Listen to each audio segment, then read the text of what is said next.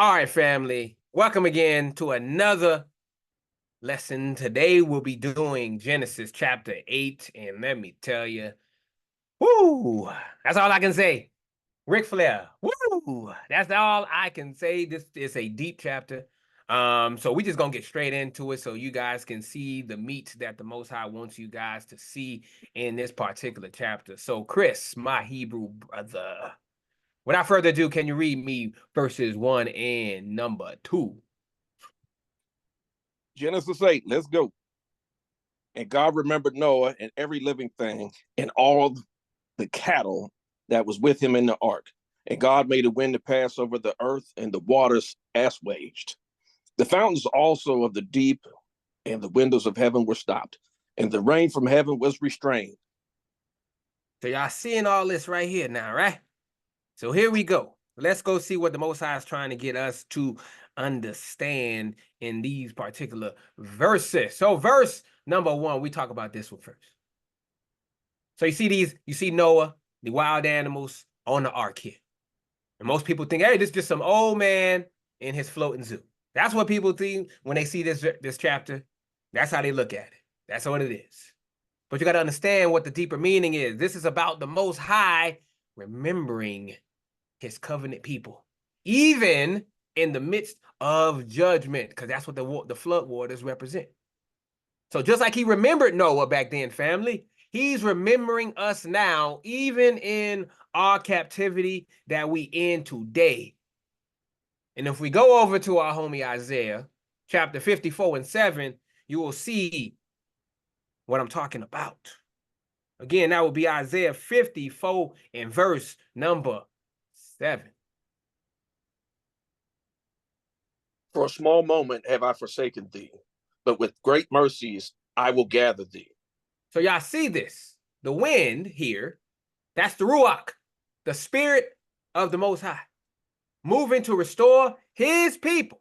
And let me tell you, that wind is starting to blow today. Can't you feel it, family? Our people are waking up, realizing who they truly are. The waters of confusion and false doctrine are starting to recede. That's those waters. And you can see this spirit, this wind. If we go over to Ezekiel, one of my favorite chapters, 37, and verse number, I believe it's 9, because I'm doing this off the cuff. Yes, it is 9. Verse 9. Ezekiel 37 and verse number 9. 9 and 10. Then he said unto me, prophecy unto the wind, prophecy, son of man, and say to the wind, thus saith the Lord God, come from the four winds, O breath, and breathe upon these slain, that they may live. So I prophesied as he commanded me, and the breath came into them, and they lived, and stood up upon their feet, an exceeding great army. Do you see it, family? Don't you see our brothers and sisters all over the world waking up? All of them. So many. These heathen keep trying to bury the word. They keep trying to block the awakening. But the Most High continues to make this prophecy come true. We are awakening all over the earth.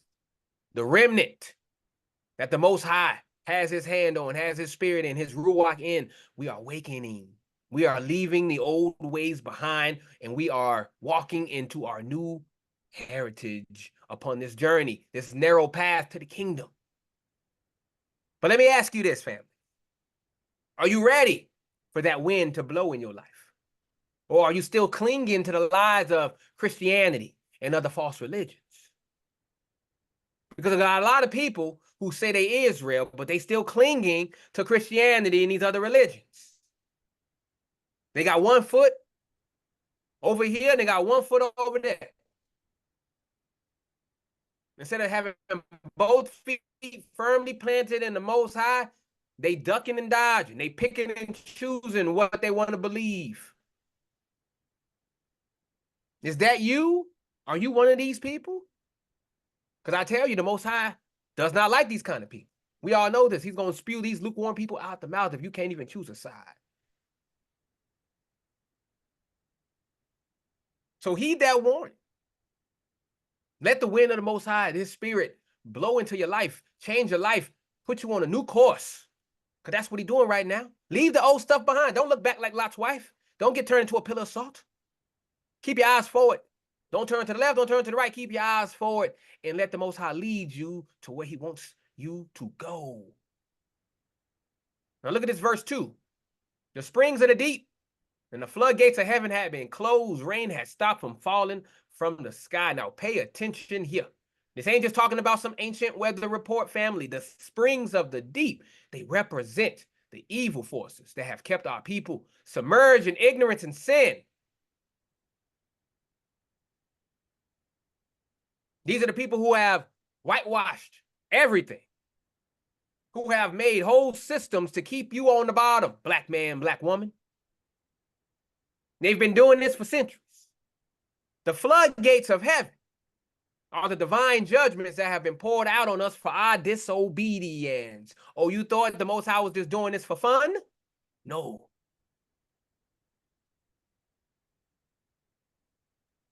Absolutely not. But if we obey the Most High, what will He do with us? If we go over to Deuteronomy 28:1, we will see what the Most High will do for us. If we listen to Him. 28:1, brother. Deuteronomy. And it shall come to pass, if thou shalt hearken diligently unto the voice of the Lord thy God, to observe and to do all His commandments, which I command thee this day, that the Lord thy God will set thee on high above all nations of the earth. You see this? All commandments. All. Not one, not two, not 3, 4, 5, 6, 7, 8, 9. All His commandments. And if you do that, guess what? He will stop the floodgates. He will stop the springs of the deep from affecting you. He will rise you above it all, family, above it all. But guess what? When you do, listen to this. Those springs are being sealed up right now, family. The floodgates are closing right now. You see the lies. They can't keep up with the lies no more. People leaving the church in record numbers. They can't keep up the facade, the charade. The reign of judgment is stopping, family. Why? Because the Most High is preparing to restore Israel to her rightful place. Think about it. Ain't we seeing the beginnings of this today? Our people are starting to wake up, rejecting the lies of Christianity and Islam. The reign of cultural degradation is slowing down as we return to our true identity and laws. But here's a question for you, Israel. Are you still splashing around in the puddles of sin? Or are you ready to walk on dry ground? Which one? These are questions you should be asking yourself. Which one are you? Now, let me break it down in modern terms in 2025. The Ark.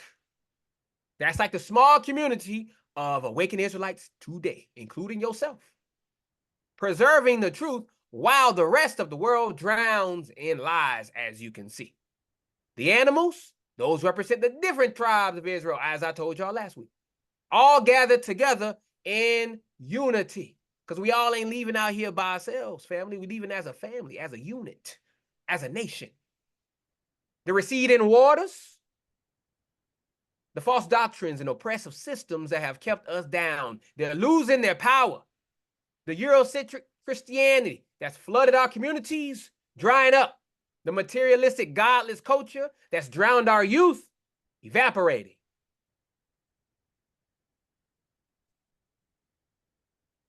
How do we know this?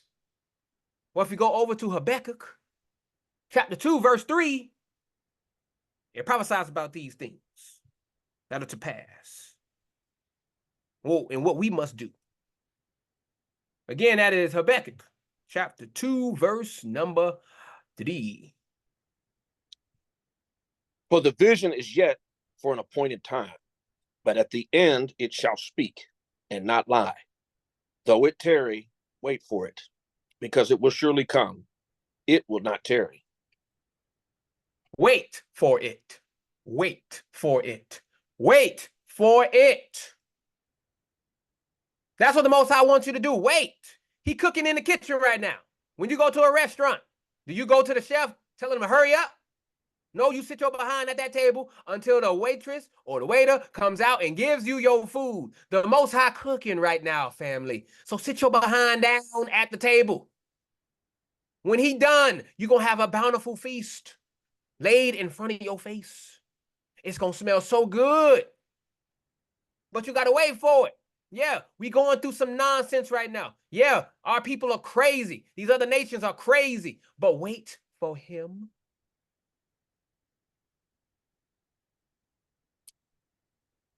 Let him cook. Let him do what he got to do, family. He got to put the chess pieces in order. He know what he doing. Don't try to microwave your deliverance. Slow cook it. Let it slow cook like an Instapot. Let it slow cook, family. Relax. Smell the aromas that's coming from the pot. Smell it. You know it's coming. We've already read the end of the book. You understand what's on the horizon, but you got to wait for it. The Most High will wait you out, family. He got all the time in the world. He ain't bound by time. You are. He will wait you out. So just sit there and wait. Be content with what you got. Stay in his word. Seek out your lost brothers and sisters to try to bring them into this word. And let the Most High take care of the rest. The springs of the deep being closed, family, that's the secret societies and all these hidden powers that have controlled the world. Their time is coming to an end. The floodgates of heaven being shut. The Most High is saying enough is enough.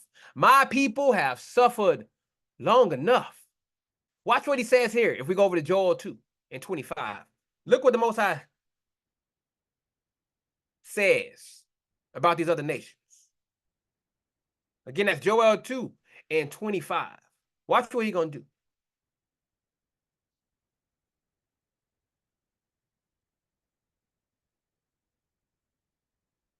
Again, that's Joel 2, chapter 2 and verse 25. And I will restore you to you the years that the locust hath eaten, the cankerworm and the caterpillar, and the palmer worm, my great army which I sent among you. These are the other nations, family. These are the other nations. The locust hath eaten. That's Babylon. The cankerworm, Medo-Persia, caterpillar, Greece. Palmer worm, Rome. He's going to restore all the stuff if we wait for it. He sent all of these things because of our own disobedience, family. Can't get mad at the heathen for doing what the heathen do. The Most High put it on their heart to do these things. You should be mad at yourself and your ancestors. But mainly yourself. Because we did the things that they did too. The Most High wants you to look in the mirror and take accountability. These heathen are only here as a stumbling block.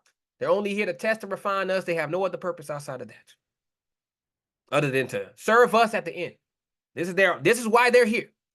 This is why the Most High made these other nations, to test us, to refine us, and then when it's all said and done, to serve us. That may make them mad. I don't care, but that's the truth. It is what it is. So I want you to wake up, Israel. The waters are receding. The dry land is appearing. And it's time for us to take our rightful place as the chosen people of the Most High. No more drowning in the lies of this world. No more being swept away by false doctrine. But before we move on to the next verses, I've got a question for you. When the waters finally recede fully and the dry land appears, will you be found in the ark of truth, or will you be lying dead on the muddy ground of deception? The choice is yours, Israel. The flood is ending. What are you going to do about it? So let's dive deeper into this prophetic pool of Genesis 8. We're going to read verses 3 and 4. So open your ears and prepare for a flood of truth that'll wash away your ignorance. Whenever you're ready, brother. 3 and 4. And the waters returned from off the earth continually. And after the end of the 150 days, the water were abated. And the ark rested in the 7th month, on the 17th day of the month, upon the mountains of Ararat. So this is not just about an ancient flood report, people. This is a prophetic timeline for our people's awakening. The water here represents the lies, the deceptions, and false doctrines that have kept our people submerged in ignorance. And guess what? It's receding steadily. That word steadily in Hebrew is halak, meaning to go, walk, or travel. It's a continuous action. You hear me? Because if we go over to Ezekiel 36 and 24, this is what the Most High is going to do with us. Again, Ezekiel 36 and 24. For I will take you from among the heathen and gather you out of all countries and bring you into your own land. That's what he's getting ready to do for us, family. But he's got to get rid of all this lies. He's got to get rid of all this stuff. He got to get rid out of your way to make dry ground so you can walk. He's got to get rid of all the lies. He's got to take away all the ignorance from you. He got to clean you up first before he can take you out your land. So let me break it down for you. This receding water is like the slow but steady awakening of our people. The lies of Christianity draining away. The deceptions of Islam evaporating. Falsehoods of Judaism drying up. But there's a question to rattle your brain, family. Are you actively helping to drain these waters of deception? Or are you still splashing around in the kiddie pool of lies? Are you helping our cause or are you hindering our cause? Because we have a whole lot of people who are in this word and they are hindering our progress because they refuse to grow. They refuse to get off the milk and get the meat. They are stuck on stage 1 training wheels. This is what they're on. They stuck on training wheels. The Most High trying to get you upgraded and elevated so you can ride the bike without the training wheels, but they refuse to get off the training wheels. It's perfectly content for them to just know they're Israel, and that's it. They don't care about nothing else. Hey, I'm black, I'm Israel. They don't give a crap about none of the other symbology in this book. All they care about is being known as Israel and lauded it over all the other nations. This is what they do. You've seen it. You've encountered them all over social media. You guys have encountered them. They do not want to move to the next level. They are stuck in kindergarten. Most High trying to graduate them, but they want to be stuck in kindergarten, sucking on their thumb. Drinking from the bottle. This is what they are stuck on, family. Most High trying to upgrade them to solid foods, but they want the milk. Baba, Baba, give me the milk. That's what they want.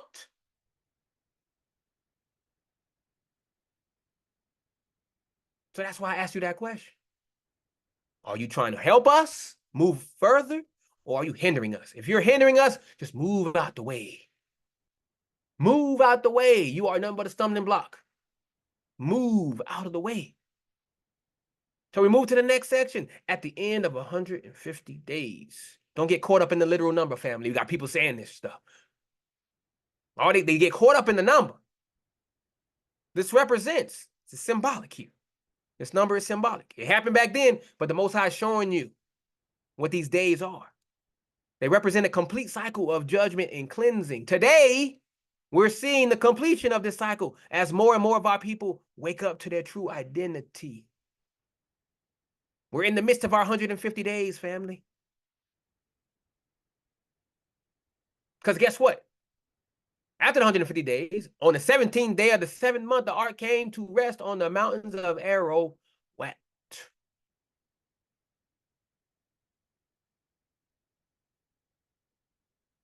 So we got the 7th month here, which is Tishrei in the Hebrew calendar, which is the month of what? Atonement and new beginnings. It's also the same month that the Tabernacles is in. This is a prophetic declaration of Israel's new beginning. And how we know this, if we go to Amos 9 and 11, we can see this prophecy right here. Amos 9 and 11. Watch and learn. In that day will I rise up the tabernacle of David that is fallen, and close up the breaches thereof, and I will raise up his ruins, and I will build it as in the days of old. See that? Close up the breaches, just like those floodgates of heaven were closed. Springs of the deep were closed up. This is what the Most High is going to do for us. He's going to raise us back up, Israel. He's in the process of doing that right now. It's a process. It's not an overnight thing. It's going to take some time. Relax. Be patient. Now let's talk about this Ararat here. In Hebrew, it means a curse reversed. Uh-oh. Do you see it now?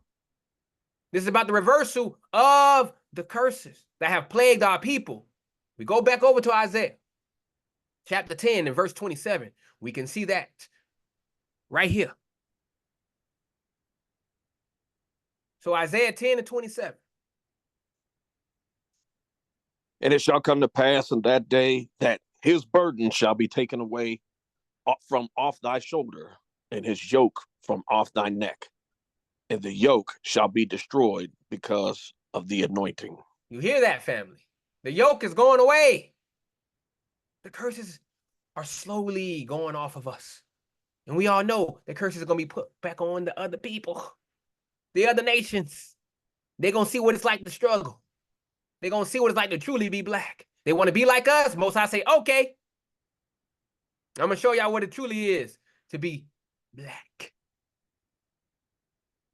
When he's going to have these people serve us like we serve them. So let me modernize this for you. Since we got so much of y'all caught up in the world, the ark again represents the remnant of the true Israelites who've maintained our identity and laws. The mountains of Ararat are the elevated state of consciousness and spiritual authority we're reaching as we reconnect with our true heritage. Think about it. Ain't we seeing this ark of awakened Israelites coming to rest on higher ground today? We're rising above the flood of lies, perched on the mountaintops of truth, looking down on the drowned world of deception below. But here's a question. Are you in this ark of truth, or are you still doggy paddling in the waters of deception below? That's a very good question. The mountains also represent kingdoms and authorities. So when our ark rests on these mountains, it's showing that we're about to take our rightful place as the head and not the tail, as said in Deuteronomy 28:13. Y'all should have this scripture memorized by now. How many times I've said it over the weeks and months that I've been doing this. Deuteronomy 28:13. What does it say? And the Lord shall make thee the head and not the tail, and thou shalt be above only, and thou shalt not be beneath. If that thou hearken unto the commandments of the Lord thy God, which I command thee this day to observe and to do them. So again, Israel, the flood of waters are receding. Our ark of truth is coming to rest on the heights of spiritual and worldly authority. We're going back on the top, family. You see us rising right now. The curse is being reversed. But one last question before we move on down. When this ark of truth comes to its final resting place, will you be inside it, ready to step out onto the new world? Or will you be found washed up on the shores of deception, left behind by the receding?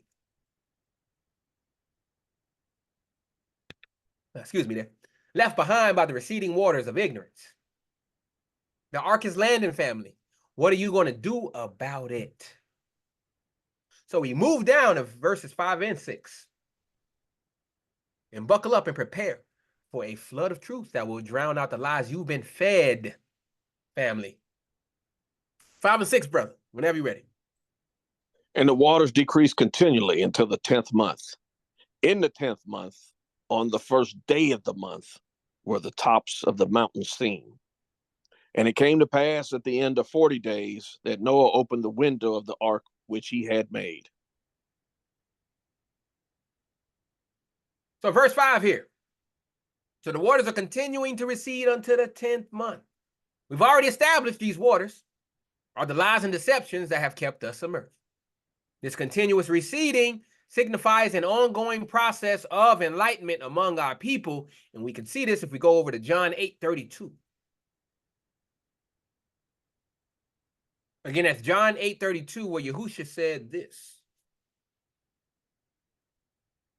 And ye shall know the truth, and the truth shall make you free. That's what it's about, family. As the waters recede, we know the truth. And it's going to make us free. Free from what? The bondage. The spiritual bondage that these heathen have put us under for all these centuries. We're going to finally break the shackles off of them. Until the 10th month. The number 10 in Hebrew numerology symbolizes the completeness of divine order. It's the same amount of commandments that the Most High gave us. So this is about the perfect timing of the Most High. We're in a divine timeline, folks. The lies are receding according to his perfect plan. It's all going to plan, family. Ain't nothing happening that's not in this book. Nothing. Don't let no heathen tell you things that are not in this book, because they are swinging for the fences in this day. They trying to grab up as many people as they can. Don't be one of them. So you see, on the first day of the 10th month, the tops of the mountains became visible. It's not just any random day, family. The first day signifies what? A new beginning. That's what one is, right? New beginning. The tops of the mountains represent what? The pinnacle of understanding and revelation. And we're starting to see the peak of our heritage and true identity. The tops of the mountains are becoming visible, family. Watch this. If we go over to Zephaniah 3:8. Again, Zephaniah 3:8. Here's what's going to happen when we get to the top. This is what the Most High going to do. Therefore wait ye upon me, saith the Lord, until the day that I rise up to the prey. For my determination is to gather the nations, that I may assemble the kingdoms, to pour upon them my indignation, even all my fierce anger. For all the earth shall be devoured with the fire of my jealousy. Y'all see that? That's going to happen when we get to the top. We steadily going there now, but this is going to happen. Once we back in that land, family, all hell going to break loose. The Most High finna destroy this place. Destroy this place. So let's bring this to today. Think of this as the rise of consciousness among our people today. Y'all see it. We're shaking off the chains of false doctrines and seeing the tops of the mountains, our true identity, our true heritage, and our divine calling from the Most High himself. So a question for you. Are you climbing these spiritual mountains, or are you still hanging around in the valleys of deception? A lot of people that say they chosen, but they still hanging around these valleys, still sucking up the world's knowledge and calling it wisdom from the Most High Yah, putting forth these false doctrines that got nothing to do with the Most High. And our people are flocking to it like moths to a flame. Do not be one of these people, family. The Most High gave you discernment. Please use it. I'm seeing too many people giving these other people platforms, listening to their garbage. Thousands of comments, thousands of likes, thousands of hearts, all this nonsense, and they don't mean nothing. It's all fake. But because people don't read this book, they're easily deceived. That's why I always tell y'all to read this book.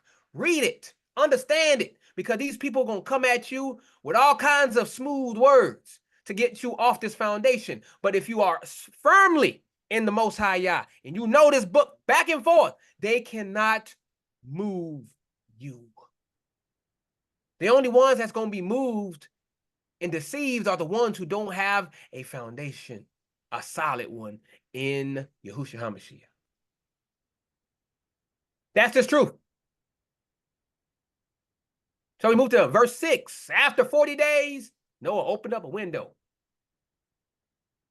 he had made in the ark. You think Noah just needed some fresh air, folks? Come on. Let me break this down for you. 40 days, we all know about the 40 days. I broke that down last week. Shows a period of testing, trial, and purification. Remember, our ancestors wandered in the wilderness for 40 years. Same concept here, family. So Noah opened this window he had made in the ark. This window is not just a piece of architecture, family. It represents revelation and insight. After this period of purification, this 40 days, Noah opens up a what? New perspective, a new understanding. The Hebrew word for window is kalon, however you want to say it, which means an opening or portal. So the Most High is giving us a glimpse of the future. Isn't that what he's been doing in all of these chapters so far? Hasn't he been giving us a glimpse of our return, of our redemption, all in Genesis? Haven't I been reading that to you?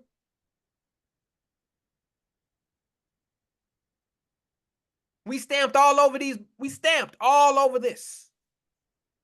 You just got to read. That's where the revelation comes in. That window right there that Noah opened. That's what it represents.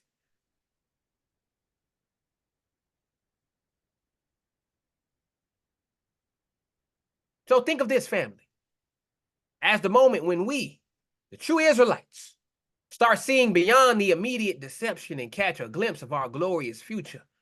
We're getting revelations through the scriptures, as I've been showing you, through history, and through the awakening of our people worldwide, family. We get a glimpse. We know what's going to happen. We've already read the end of the book. So a question for you. Are you looking through this spiritual window to see the vision of our redemption? Or are you still stuck staring at the walls of the ark, clueless about the bigger picture? So let's recap. The waters of lies and deception are receding. We're in a divine timeline heading towards complete revelation. The tops of the mountains, the pinnacle of our understanding, are becoming visible. After this period of purification, where we're in right now, we're in our 40 days right now. We're in our 40 years, whatever you want to call it. We're in that right now. At the end of this period, we're giving a window, a new perspective to see our glorious future. Now ask yourself, are you climbing towards the tops of these mountains, embracing your divine identity? Are you looking through the spiritual window that the Most High has opened for you, or are you still wallowing in the valleys of deception, missing out on the grand vision of our redemption? The Most High is revealing himself in our destiny, family. Don't miss the boat, or in this case, the ark. So now we move on to the next two verses to receive more divine revelation here in Genesis 8. Verses 7 and 8, brother. Whenever you're ready, I'm going to give y'all some more truth. And he sent forth a raven, which went forth to and fro until the waters were dried up from off the earth. Also he sent forth a dove from him to see if the waters were abated from off the face of the ground. So we see this.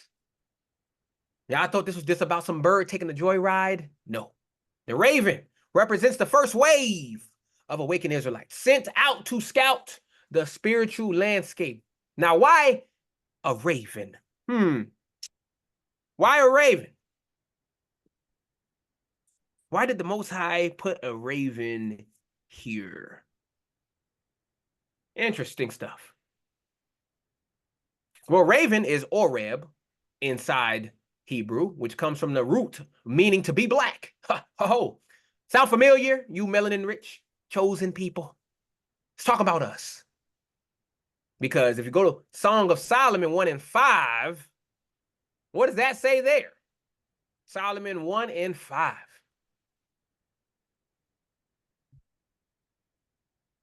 Pretty simple. I am black. Go ahead.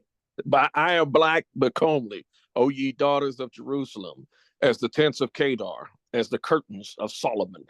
It's as simple as that, family. It's as simple as that.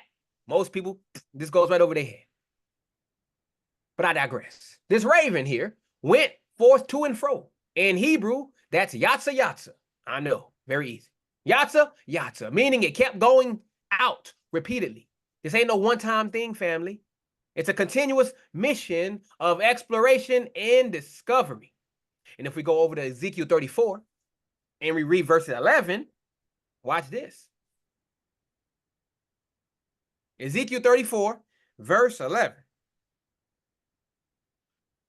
For thus saith the Lord God, behold, I, even I, will both search my sheep and seek them out. Y'all see that? We searching, we seeking out, we trying to get our people. This is what the raven represents. So let me break it down for you in modern terms today.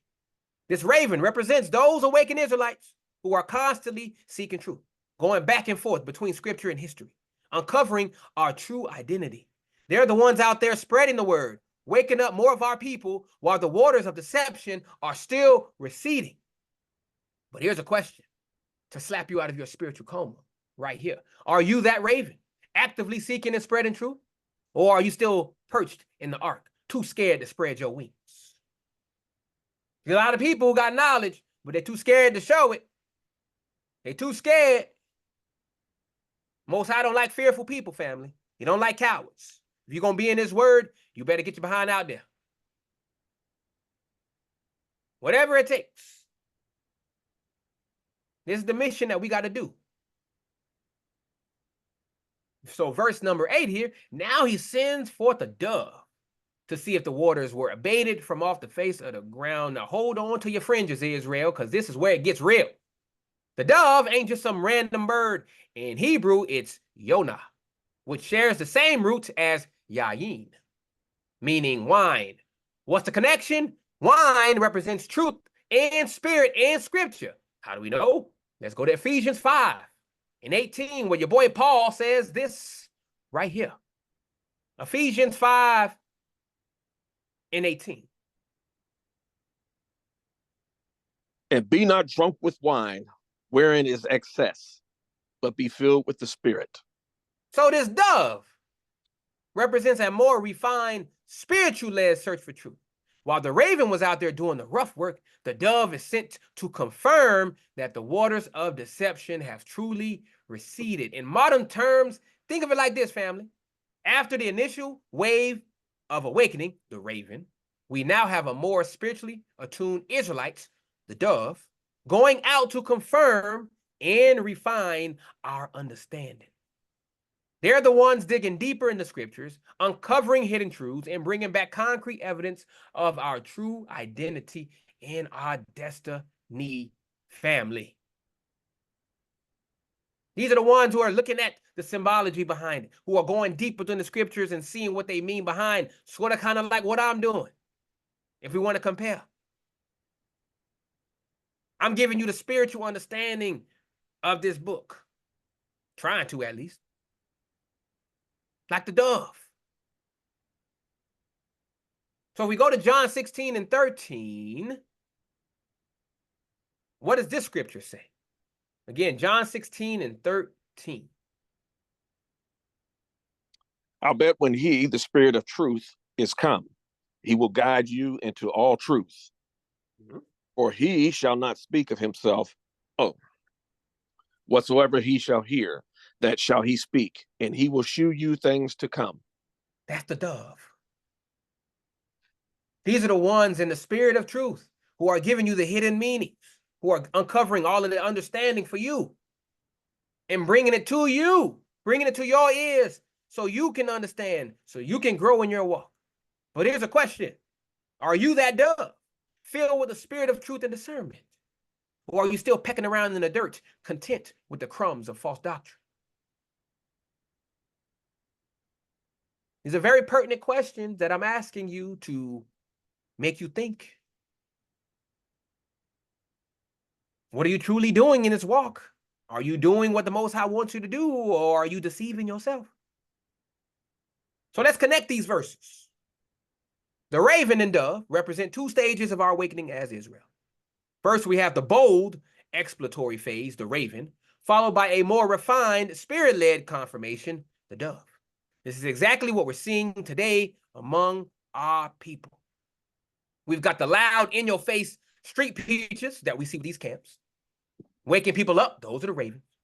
And we've got the more studious, spirit-filled teachers confirming and deepening our understanding, the doves, i.e. myself. I'm not out there doing what they do, but I'm trying to give you the deeper understanding, the spiritual aspects of the verses that we read and that we take for granted. We just read it on through like a novel. But I'm giving you the deep understanding here. This is what the Most High is trying to get you to understand with these ravens and this dove. Both are necessary in this process of reclaiming our true identity and purpose as the chosen people of the Most High. So the camps, those people out there doing what they do, they got a purpose, as do I, as do others like myself. We have a purpose. It's a twofold process, family. A well-oiled machine built to what? You get the people in, and then you do what? You give them the true understanding. It's like an alley-oop. You set them up, boom, the dove slams it down. So I got one final question before we move to the next verses. Are you a raven, boldly exploring and spreading the truth? Are you a dove, refining and confirming our understanding? Or are you still just dead weight in the ark, contributing nothing to our people's awakening? Which one are you? We got a lot of lazy Israelites. Not gonna lie. We got a lot of lazy Israelites. They don't do nothing. They just sit there and do nothing. They soak up knowledge, but they do nothing. This was me before the Most High put a fire under my behind to do this. I was one of them lazy Israelites. I just sat there as a student and took in all the knowledge, but I never shared anything. The Most High wants us to spread the knowledge, spread the wealth. This is what we do. We don't sit on anything. This is what he's trying to get you to understand. He's trying to light a fire under your behind. Get out there, talk, no matter what you got to do, whether it's posting scriptures on your Instagram or your Facebook, wherever it is. Do something. Israel, it's time to spread your wings and fly. Stop being lazy. Stop being scared. Stop being fearful. The Most High is calling us to action here. What are you going to do about it? I can only tell you. You're the one who's going to actually have to do the work. I can't do the work for you. Neither can the Most High Yah. You are going to have to put forth some effort, and you are going to have to get your behind out there, get your behind up. Stop being lazy. But the Most High taking notes. He grading you right now. And trust me, a lot of people failing. I'm just going to go ahead and say. So allow the Most High Spirit to consume you, to get you up off the perch and spread your wings and fly and go out there and spread the knowledge. I'm giving y'all a whole bunch of knowledge. I want y'all to give it to somebody else, like a domino effect. I don't want y'all to sit on it. Spread it to other people. That's what the Most High expects. So, all right, let's go dive into verses 9 and 10, Genesis 8, and see if we can penetrate those thick skulls of yours with some divine truth, Israel. 9 and 10, brother, whenever you ready. But the dove found no rest for the sole of her foot, and she returned unto him into the ark, for the waters were on the face of the whole earth. Then he put forth his hand and took her and pulled her in unto him into the ark. And he stayed yet another 7 days.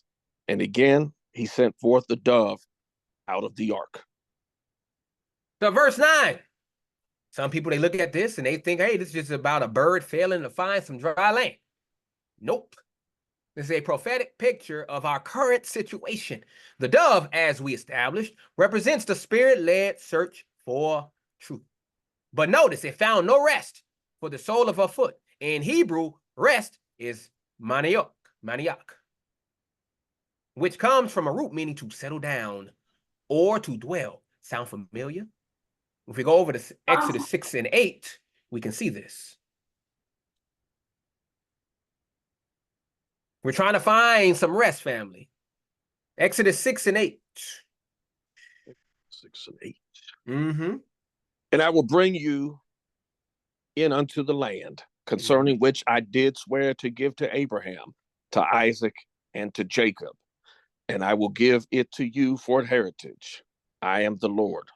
So we're trying to find rest in this land here. This land that the Most High has given us, but we can't find it right now because we scattered in all countries. The dove finding no rest, family, is a picture of us, the true Israel, still scattered among the nations, unable to find our true resting place.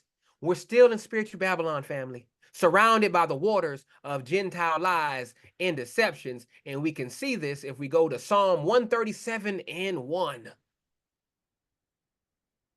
Again, that is Psalm 137 and verse number 1. What does it say? By the rivers of Babylon, there we sat down. Yeah, we wept when we remembered Zion. Y'all see that? Ain't that reminiscent of what we doing right now? Now, that was physical Babylon, but we're in a spiritual Babylon right now. Aren't we doing this? Aren't we weeping for our homeland right now? Do we really want to be here? No. Do we really want to be around all these heathen? No. Do we hate working? Yeah.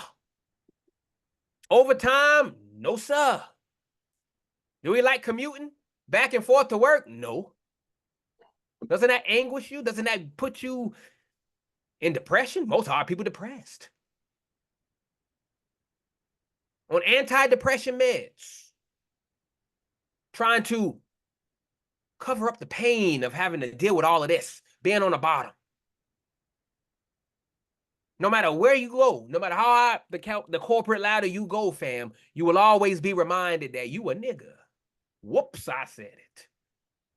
No matter how up you go, they will always see you as a slave. No matter how much money is in your bank account, you will still be seen as a high-paid slave. And those heathen, when you get out of line, they will be the first to let you know and remind you of your place, boy.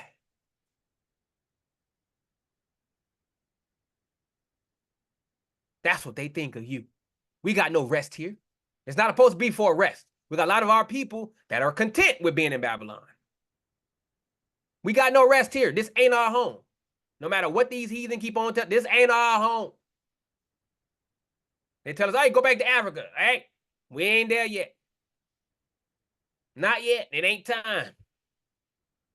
So we got to make do with what we can. But we got to keep our eyes on the Most High, Yah, while we doing it. Most of us have forgotten him. We forgotten, Yah. You got your little jobs and your fancy cars and your houses, and you forgot all about the Most High.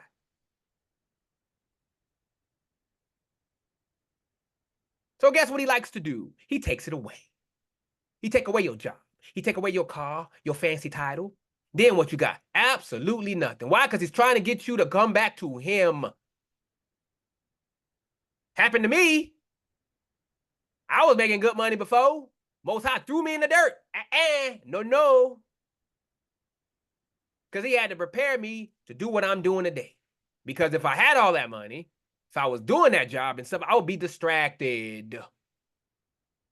I would be trying to serve two masters. So the Most High preemptively threw me in the dirt.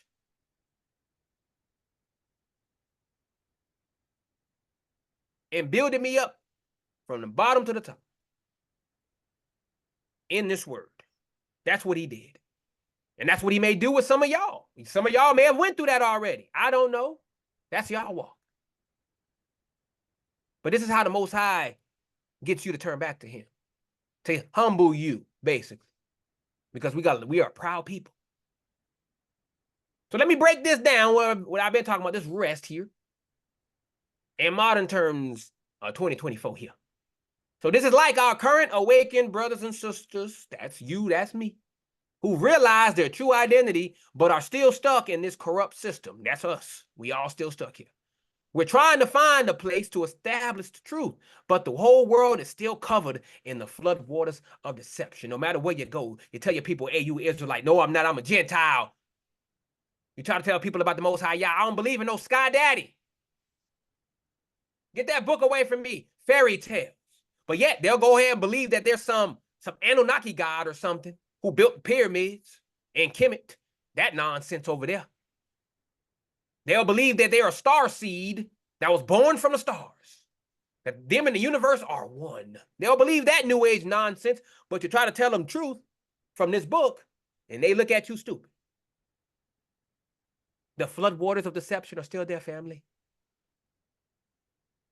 But here's a question here to shake you out of your complacency. Are you content floating aimlessly in these waters of confusion? Or are you actively seeking the dry land of truth? That's a big one right there. Because a lot of people, they get into this truth and they do nothing with it. Some people have been in this truth for decades and they still on the milk, have not graduated to solid foods yet. Baby knowledge. And they've been in the truth for decades upon decades, and they will law that in your face. I've been in this truth for blah, blah, blah years. You can't tell me nothing. You see what I'm talking about? Stubborn, prideful. There's no humility there. So they are just coasting along until the Most High destroy them.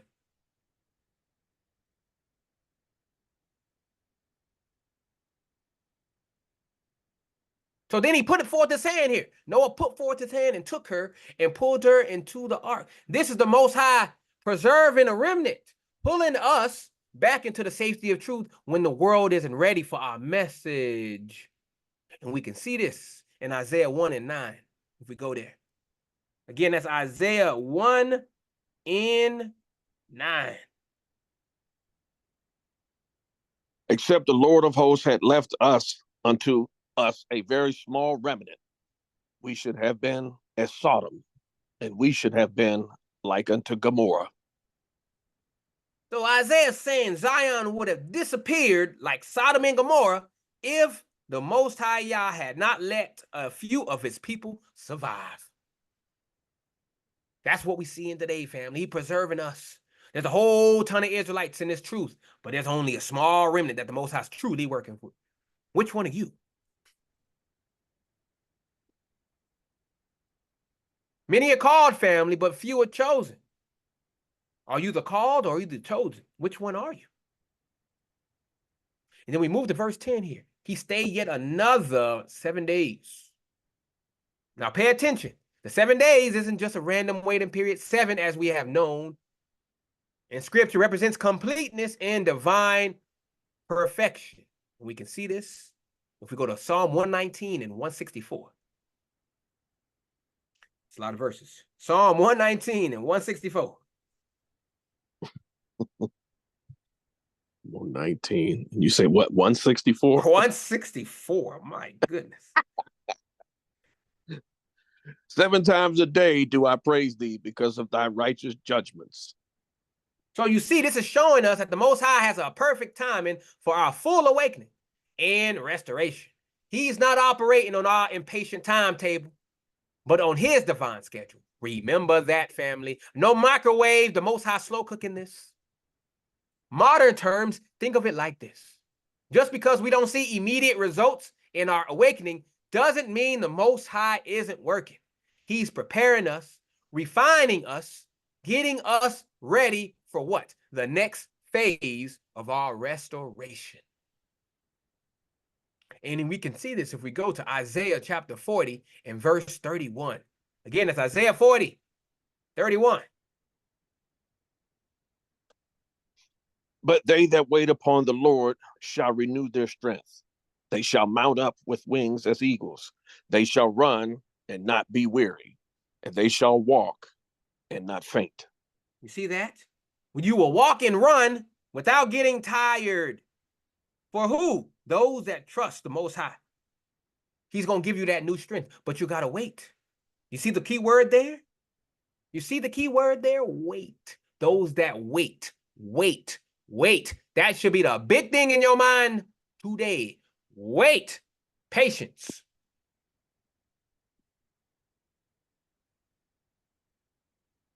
Notice now, after this perfect waiting period, the dove is sent out again. This represents repeated attempts to establish truth in this world. Each one divinely timed by the Most High. You see, the Most High is controlling this awakening. Some here waking up this day. Some here waking up this day. Some here waking up a couple years later. Hey, that's how it works. Took me 34 years to wake up. 34 years to wake up. Took some of y'all longer. But that's the divine timing of the Most High. He don't work on our timetable.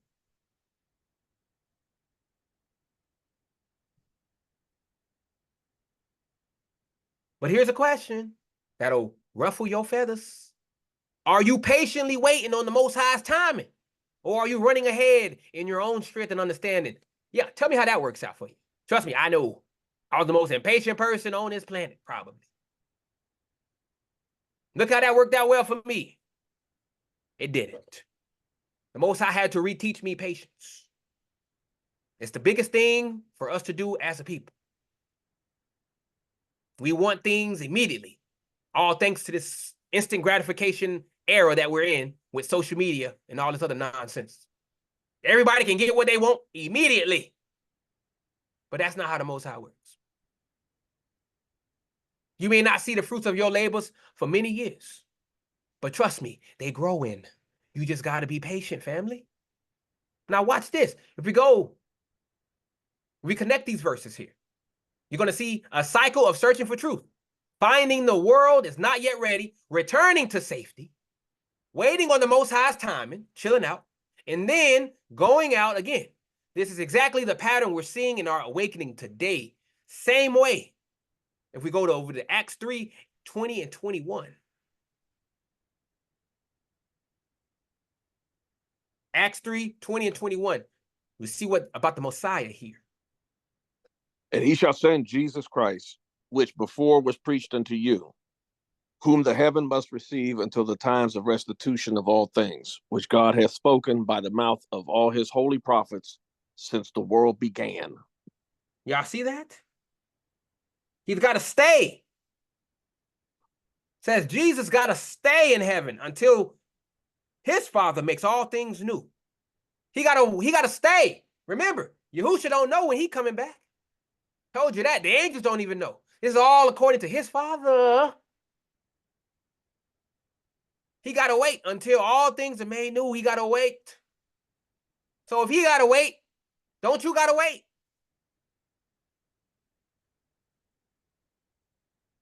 He got to wait too, family. He got to be patient. If Yahusha can be patient in all of this, waiting, you don't think he want to come save us? But he got to wait. He got to wait. He got to wait until this script plays out. So you must wait too. Just because you're not seeing immediate results does not mean it's not coming. Your blessings are on the way. You just got to wait for them. Relax. We're in a time right now, family, of searching and waiting. But make no mistake, the Most High is in control, and he's preparing us for what? The ultimate restoration. So one final question before I move to the next verses. Are you actively participating in this cycle of seeking truth and patiently waiting on the Most High's timing? Or are you just passively floating in the ark, contributing nothing to our people's awakening and restoration? Remember, fam, the dove, that's us, is being sent out again and again. Will you be ready when it's your turn to fly? You see, before I was doing this, like I told y'all, I was chilling on the word. I wasn't doing nothing. It wasn't my time to fly yet. So the Most High tagged me. He said, all right, I'm putting you in the game. Now I'm in the game. Now I'm flying. I'm flying, family. Are you going to be ready when the Most High calls your number? Because you never know when it's going to be. But you got to be ready when the Most High says, all right, I'm putting you in the game. That's what he's trying to communicate to you here, family.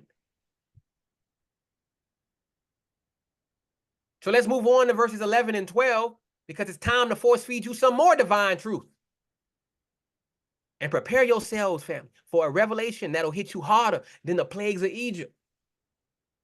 11 and 12, brother. Watch this, family. And the dove came into him in the evening, and lo, in her mouth was an olive leaf plucked off, So Noah knew that the waters were abated from off the earth. And he stayed yet another 7 days and sent forth the dove, which returned not again unto him anymore. Verse 11 here. Most people read this and they think, oh, this is about just some bird bringing back a leaf. No, this is a prophetic picture of our awakening, family. First, notice the timing. In the evening, in Hebrew, that's aref, which can also mean mixed or mingled. Sound familiar? You scattered seed of Abraham. This is talking about us in these last days, mixed among the nations. Hello. Most High put these words here, family. Y'all look them up. Look them up. It's there. We overlook all of this because we just read it. But all these words have meanings in the Hebrew. They're all there. You just got to know how to do it. I'm giving y'all a blueprint on how to do this. So watch this. Luke 21:24. Most of us know what the scripture is. Again, Luke 21:24. 24. 24. And they shall fall by the edge of the sword, and shall be led away captive into all nations. And Jerusalem shall be trodden down of the Gentiles until the times of the Gentiles be fulfilled. You see that? We mixed among the nations, family. But this olive leaf came, this dove came to him in the evening of this olive leaf. Now, what is this olive leaf here? In Hebrew, olive is zayit, Z-A-Y-I-T, which comes from a root meaning to shine. So this ain't just an any old leaf, folks. This is a symbol of our renewed covenant, our rediscovered identity, shining through the darkness of what? Deception. And we can see this if we go to Zechariah 13:9. Most of y'all should be knowing about this one. Zechariah 13:9. And I will bring the third part through the fire, and will refine them as silver is refined, and I will try them as gold is tried. They shall call on my name, and I will hear them. I will say, it is my people, and they shall say, the Lord is my God. We shining because of the refining that we're going through, family. Remember, Yahusha is the light. This is how we shining, because we are in foundation of him. We're in his marvelous light. That's what this olive leaf is talking about. So in modern terms today, this is like our brothers and sisters, our awakened brothers and sisters, you and me. We're bringing back evidence of our true identity. Aren't we doing that? Historical proofs, biblical connections, genetic studies. It's the first signs that the waters of lies are receding and the truth of our heritage is reemerging. Isn't that we going through to that today, family? Aren't we doing all these things? Aren't science showing us who the true people are? Isn't it showing that these fake Jews over there right now today are not the people of the book? Yes, it is. But here's a question. Are you actively searching for and sharing these olive leaves of truth, or are you still sleeping in the ark, oblivious to the signs around you? We got a lot of people in the ladder. Still sleeping. You see what it says? Are you actively searching and sharing these olive leaves of truth? See what I'm saying here? You got to share these truths here. You can't just sit on them. You got to share them. The Most High created this internet for a reason, family, for us to connect globally. This is why Facebook is here. This is why Instagram is here. But most of y'all just use them for stupid stuff. Most of y'all use TikTok for TikTok dancing. This is what y'all doing. Y'all dancing. This is what we doing.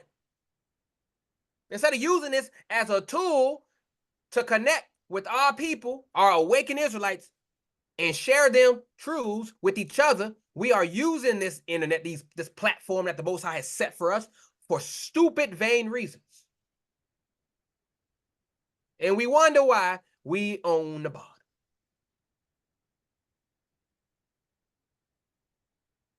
So Noah now, he knew the waters were abated from the earth. No more water now. It's all gone.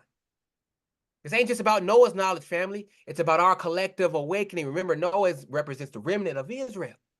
The Hebrew word for new here is yada, Y-A-D-A, which implies an intimate experiential knowledge here. And so with this knowledge, verse 12, he stayed yet another 7 days and sent forth the dove, which returned not again unto him anymore. So pay attention here. This 7 days again represents a divinely perfect period of waiting and preparation, because your boy Solomon, our ancestor, look what he has to say about these things. It's Ecclesiastes 3:1. We should all know about this verse. Ecclesiastes 3:1.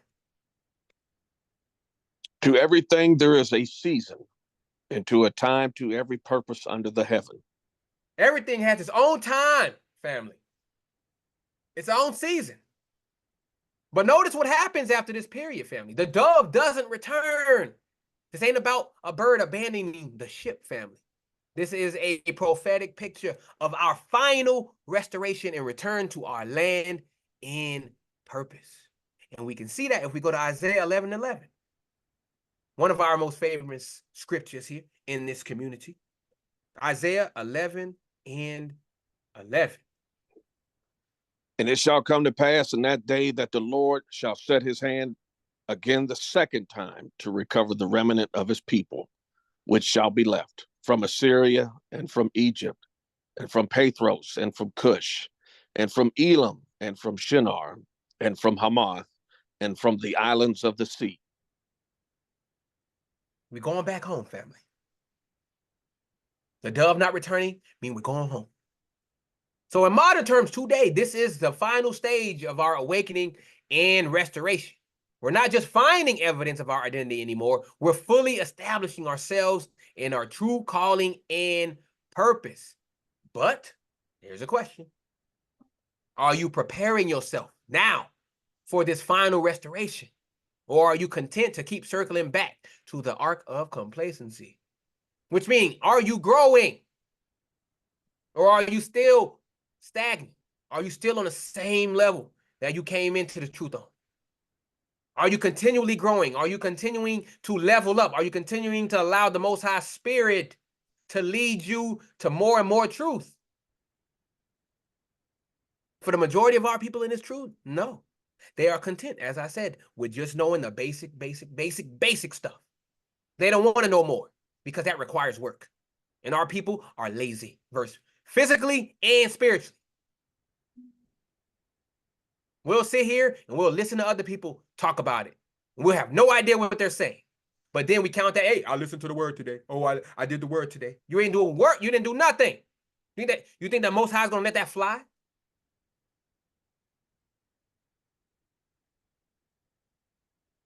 Shed off the laziness, family. Shed it off. Our people are very lazy in this hour. Don't be one of these people. Don't allow these Babylonian distractions to keep you from doing the work of the Most High Yah. The Most High Yah don't care about your job. The Most High Yah don't care about your school. The Most High Yah don't care about you. You don't care. There's no excuse. You even got to put him in front of your kids. Sorry. He come before everything, family. Because guess what? When you put him before everything, everything else just comes. It just flows after that. He'll bring all this other stuff to you. He'll make sure your kids are good in this word. He'll make sure you got a job to pay for the bills. He'll make sure you got a car, whatever it is that you need for sustenance to live in this Babylonian society. He will make sure you are good. But you got to seek him above all of this other stuff that we in right now. He don't care about that stuff, family. That's not an excuse on Judgment Day. He gonna say, hey, why you did not make time for me? You ain't gonna say what you gonna say. Oh, I had school. Oh, my job. You think that's gonna fly with the creator of the universe? Come on, man. No, it won't.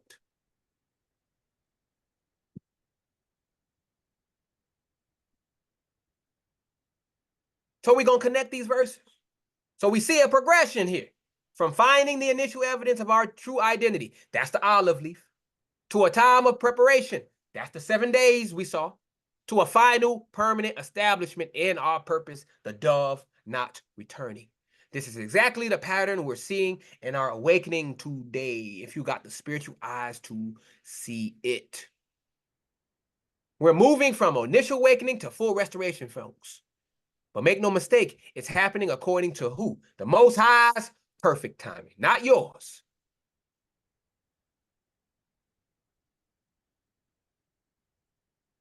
So another question before we move on. Are you actively participating in this progression of awakening, preparation, and restoration? Or are you still stuck in the ark, blind to the signs of our impending redemption? Family, the dove has brought back the olive leaf, and soon it won't need to return to the ark at all. Will you be ready to fly free when that day comes, or will you be left behind, too comfortable in your floating prison of ignorance? The choice is yours, but family, the time is now, because tomorrow not promised. Heck, the next 5 minutes ain't promised. You could drop dead right now. Now is the time to move. Not tomorrow, not next week, not a month from now. Now.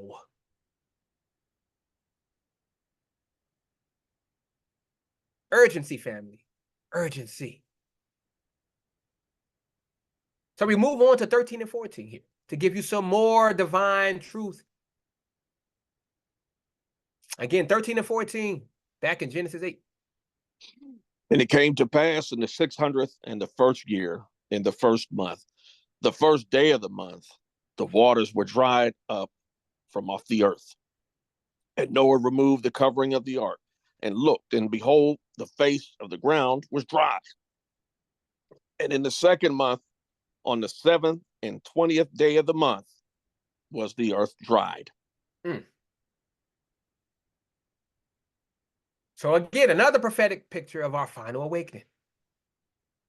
Verse 13. First, let's break these numbers down. 601 years. Hebrew numerology, 6 represents man.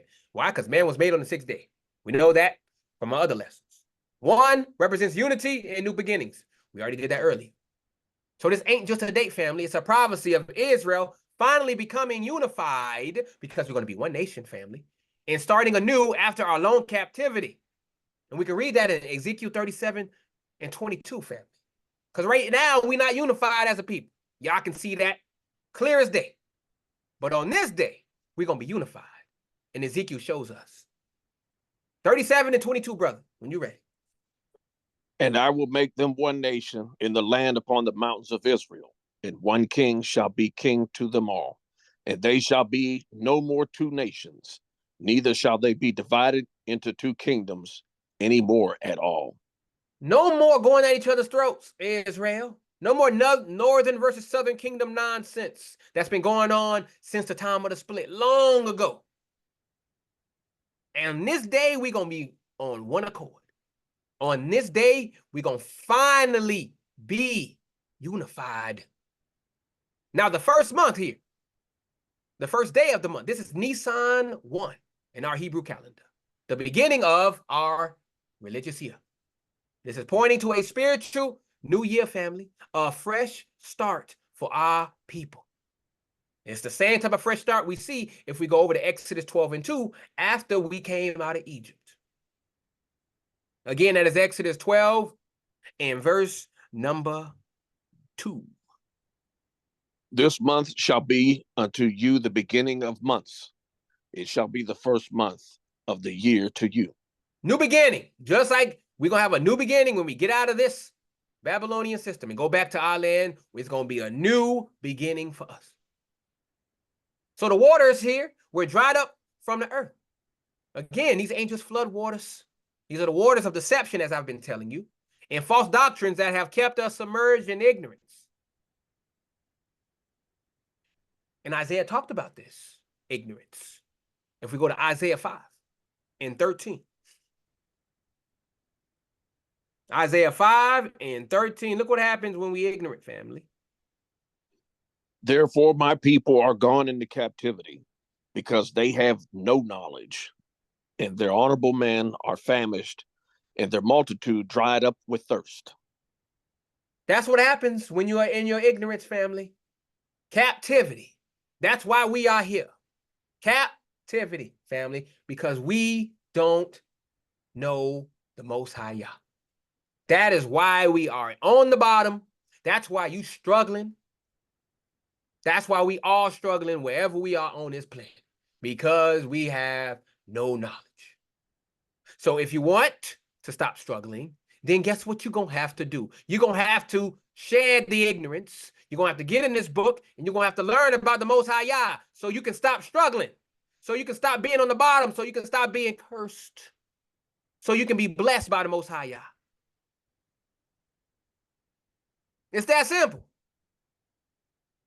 But as they say, easier said than done, because most of our people, they just love being ignorant. Doesn't matter how many times you talk to them, they ain't gonna listen. It is what it is. But for the ones who are in this truth, this is why we are in the rut we are in. This is why we on the bottom everywhere we go. This is why the heathen hate us. All these things happening to us all over this world. It's because of this right here. We got no knowledge. Plain and simple. Now let's talk about Noah here, removing the covering on the ark. In Hebrew, covering is mikseh, M-I-K-S-E-H, which can also mean hiding place. So this is about the veil of deception being lifted from our eyes. It's covering, revealing the truth of our identity and purpose. And we can see at the end what the Most High is going to do with this veil. We go over to Isaiah 25:7. This is going to happen over the whole earth, family. 25:7 of Isaiah, whenever you're ready. And he will destroy in this mountain the face of the covering cast over all people, and the veil that is spread over all nations. This is why they're blind, family. This is why whenever you tell them who you are, they can't see it, because there's a veil over their eyes. And only in the end, when we finally are in our final restoration in the land, will the Most High remove this veil. Only then. Now, some of these people he will allow to awaken, but for the majority, they ain't gonna see, family. So stop trying to convince them who you are. Leave them be. Our mission is to the lost sheep of the house of Israel. That's what Yahushua said. That's the mission we following. Stop trying to tell these heathen who you are. They ain't gonna listen. They gonna laugh. They gonna laugh. They gonna laugh. You talk about reparation, they gonna laugh in your face. It does not matter. They don't see. They are spiritually blind, folks. Stop wasting your breath and your time on these heathen. Use it to awaken your people. Stop trying to tell them the truth. Doesn't matter. But here's a question for you. Are you actively working to remove the coverings of lies in your life? Or are you content to stay hidden in the ark of ignorance? Can't get away with that willful ignorance. Not gonna fly under the Most High's eyes. You know the truth. You can't go back to ignorance no more. You already know the truth. You are held accountable for everything you do at that point. You cannot feign, oh, I don't know, oh, I didn't know, oh, but you do know. That will not be an excuse on the day of judgment. Just letting y'all know. So verse 14, second month, 7th and 20th day of the month, the earth was dry. Pay attention here. This ain't just a random date again, family. The second month, 27th day, is exactly 1 year and 10 days after the flood began. 10, as I've told you before, represents completeness of order and cycle of testing. Because the flood started on the second month, on the 17th day. We go back in Genesis 6. I believe it's in Genesis 7, actually. Let me see.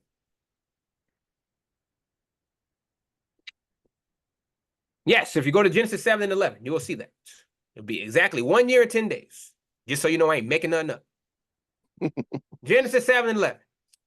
In the 600th year of Noah's life, in the second month, the 17th day of the month, the same day were all the fountains of the great deep broken up, and the windows of heaven were opened. So 1 year and 10 days. What happens after this year and 10 days? What happens after this cycle of testing? Well, if we go to Leviticus 25 and 10, it'll tell us Leviticus 25 in verse number 10. And ye shall hallow the 5th year, and proclaim liberty through all the land unto all the inhabitants thereof. It shall be a jubilee unto you, and ye shall return every man unto his possession, and ye shall return every man unto his family. You see that, family? Restored. That's why I believe the Most High coming on the Jubilee year, because we're going to be restored. It's going to be a celebration. Freedom. So this is showing us that our awakening and restoration will come after a complete cycle of testing and refinement. We're in that testing right now, family. We see all the testing on the horizon. We got that Project 2025. That's a big one. If y'all have not read up on that, oh boy, these heathen, boy, they trying. They trying, but we all know this is the Most High, Yah, to get his people to come back to him. Just a test. Just a test. But if you in this word, you ain't got to worry about this. You could be aware of it, but you ain't got to worry about it. You will be blessed. The Most High ain't going to allow none of this stuff to mess with you.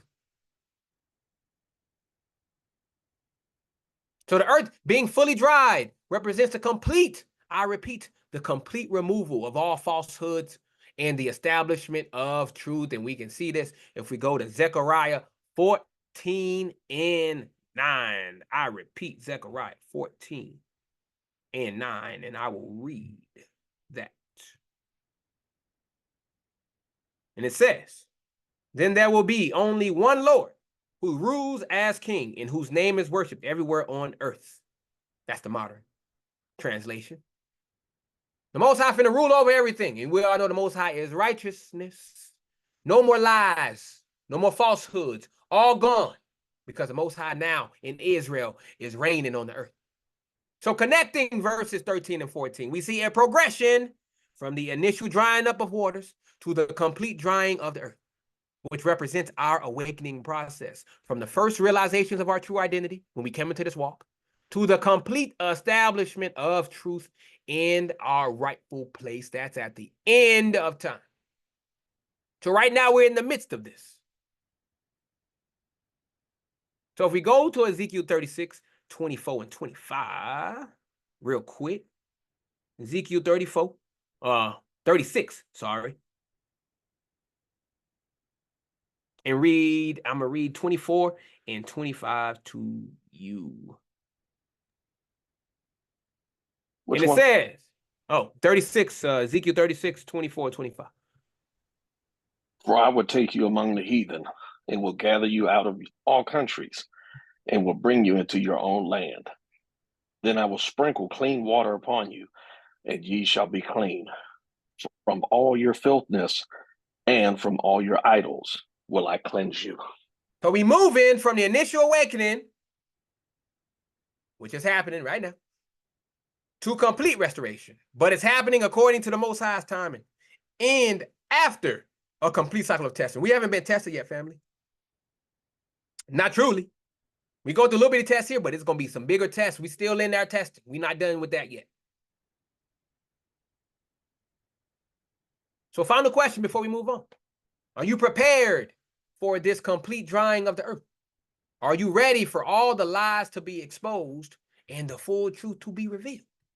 Or are you still clinging to the damp remnants of false doctrines? Perfect question to ask, especially with all these false doctrines out here today.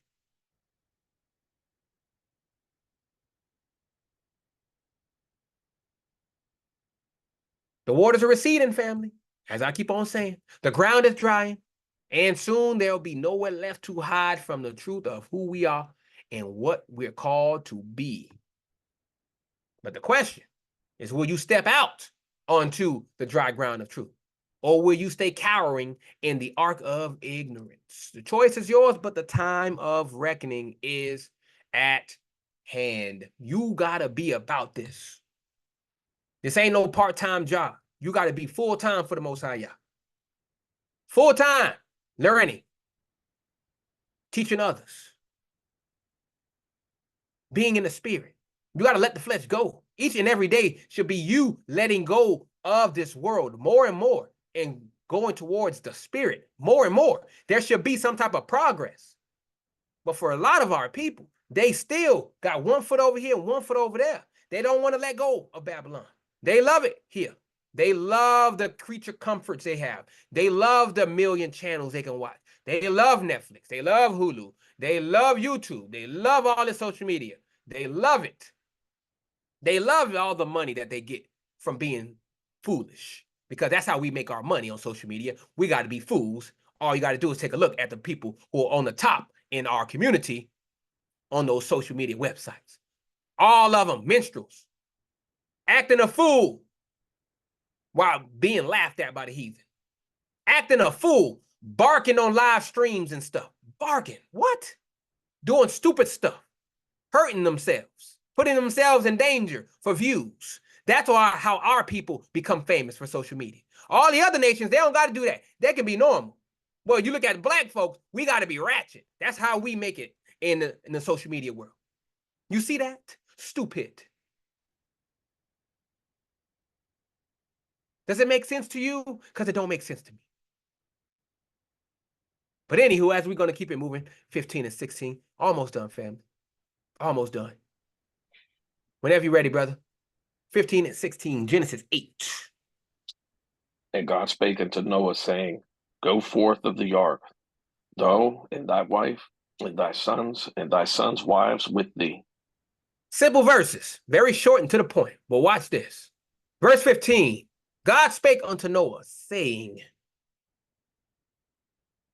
this is about the Most High speaking directly to his chosen people. The Hebrew word for spake here is dabar, D-A-B-A-R, which implies not just speaking, family, but commanding with authority. This ain't no casual conversation. It's a divine directive to his people. If we go to Amos 3 and 7, it shows you right here who the Most High only talked to. The Most High don't talk to nobody else. The Most High talks to us only. In Amos 3 and 7 will show us. Surely the Lord God will do nothing, but he revealeth his secret unto his servants, the prophets. That's our people.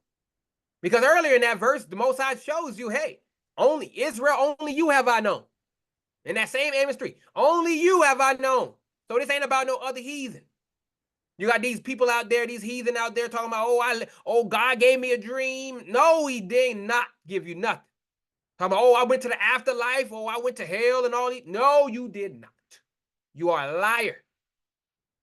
But a lot of our people, they believe it. They believe it. Don't be one of them, family. The Most High only speak to us. We the only ones having dreams. That's it. That's it. So let me break it down for you in modern terms, 2024.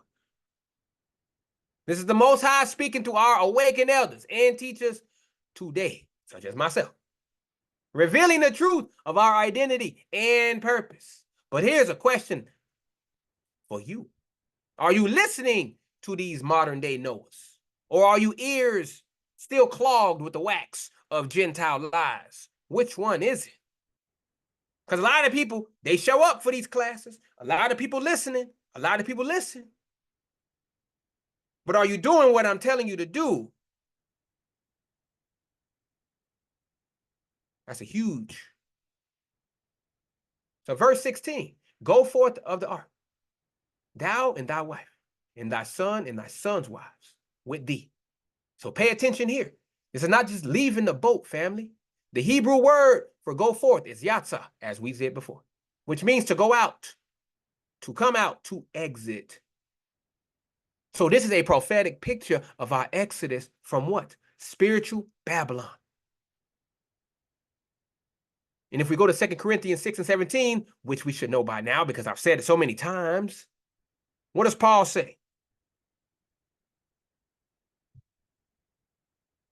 Exodus, 2 Corinthians 6 and 17. Wherefore come out from among them, and be ye separate, saith the Lord, and touch not the unclean thing, and I will receive you. So y'all see that right there. The ark, which once represented safety from judgment, now symbolizes the confines of our captivity. The Most High is commanding us to believe behind the false safety of assimilation that our people have grown used to and step out into our true identity and purpose. If we go to Jeremiah 16, 14, and 15, we see this exodus right here. Again, that's Jeremiah 16, 14, and 15. Watch this, fam. Therefore, behold, the days come, saith the Lord, that it shall no more be said, the Lord liveth, that brought up the children of Israel out of the land of Egypt. But the Lord liveth, that brought up the children of Israel from the land of the north, and from all the lands whither he had driven them, and I will bring them again into their land that I gave unto their fathers. So y'all see this. So right now, we're known for what? The Most High is known for taking his people out of Egypt. But in this day, it's going to be known now that he took his people from the land of the north and all the lands whether he had driven them. That's all these places: America, Europe, Caribbean islands, South America, Central America, Australia, so-called Middle East, Russia, Asia, all these places. The Most High is going to take us from there, and he's going to be known for that at that day. So notice here how the command includes the entire family. Thou and thy wife and thy sons' wives with thee. This ain't just about an individual awakening family. It's about the restoration of the whole nation of Israel. How do we know? Ezekiel 34 and 13 will tell you. All of Israel. This remnant here. Ezekiel 34 and 13. And I will bring them out from the people and gather them from the countries and will bring them to their own land and feed them upon the mountains of Israel by the rivers and in all the inhabited places of the country. So now let me put this in terms for our 2024 ears. This is like the Most High calling us out of our comfortable lives in America, Europe, or wherever we've been scattered. He's saying, stop trying to fit in with these other nations. Come out and be the set-apart people I've called you to be. That's what we're doing today. Are you going to come out of the ark? Are you coming out to walk boldly into your Israelite heritage? Or are you going to cower behind and keep calling yourself Black and African American? Or whatever country you're in? Which one is it, family? So here's a question. Are you ready to leave the ark of false security? Are you all ready? Are you prepared to step out into your true identity, even if it means leaving behind everything you've known? That right there is the key. Behind everything you've known, I am in the middle of the country, in saltine country. None but crackers around here. None but. I've left everything I've known. All my people are down south in Florida and along the East Coast. That's where all my people are. I'm out here by myself. I got no family. I got no friends. Are y'all able to do that? Walk boldly wherever the Most High leads you. Can you do this? Can you be isolated when the Most High calls for isolation? Or are you going to continue to hide behind the heathen in your comforts? So we're going to connect these two verses, 15 and 16. So the Most High is speaking with authority, commanding his people to come out of captivity, not as individuals, but as entire families and communities. This is exactly what we're seeing in our awakening today. We're being called out, family by family, community by community, to rediscover our true identity and purpose as the chosen people of the Most High Yah. Are you ready to heed this divine command, Israel? Are you prepared to go forth from the ark of Gentile captivity and step into your true identity? Or are you still clinging to the rotting timbers of a false existence? You still hide behind that Black and African American name? Still content with that being called the color? Or are you ready to step into the truth of who you truly are? That's the question being asked here. That's what's being said here in these two verses. when you dig deeper? Will you obey and go forth, Israelites? Or will you cower in the ark until it becomes your coffin? The choice is yours, but the time to decide is now. The Most High calling you right now. Right now. He calling you right now. He hitting you up. Are you going to answer the call, or are you going to let it go to voicemail? That's up to y'all. As we continue to move down Genesis 8, 17 and 18, more divine truth from the Most High Yah. Let it fly, brother. Bring forth with thee every living thing that is with thee, of all flesh, both of fowl and of cattle, and of every creeping thing that creepeth upon the earth, that they may breed abundantly in the earth, and be fruitful and multiply upon the earth. And Noah went forth, and his sons, and his wife, and his sons' wives with him. So right here is another prophetic picture of our complete restoration. The Hebrew word for bring forth, hear it again, yata, is here again. Same word used in the previous verse. It's no coincidence. It's emphasizing that everything, I repeat, everything associated with us must come out of captivity. We can read about that if we go to Zechariah 2 and 9. Zechariah number 2 in verse 9. For behold, I will shake my hand upon them, and they shall be a spoil to their servants. And ye shall know that the Lord of hosts has sent me. See that? Everything coming out. He wants everything to come out. So let's break down these categories here. So fowl in Hebrew is Awf, O-W-P-H, which comes from a root meaning to fly or to cover. So spiritually, this represents our spiritual awakening in the covering of what? The Most High's protection, because he has to protect us, right? If we go to Psalm 91 and 4, we see this protection.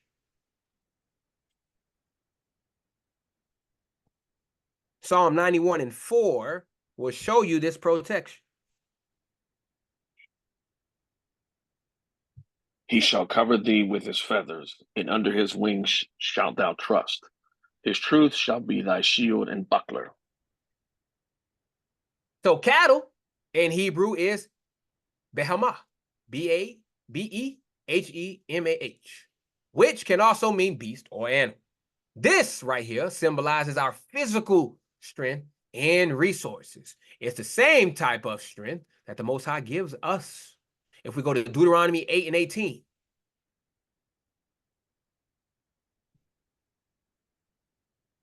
more resources, our physical strength and resources, because he gives us our power. Deuteronomy 8 and 18 going to show you this.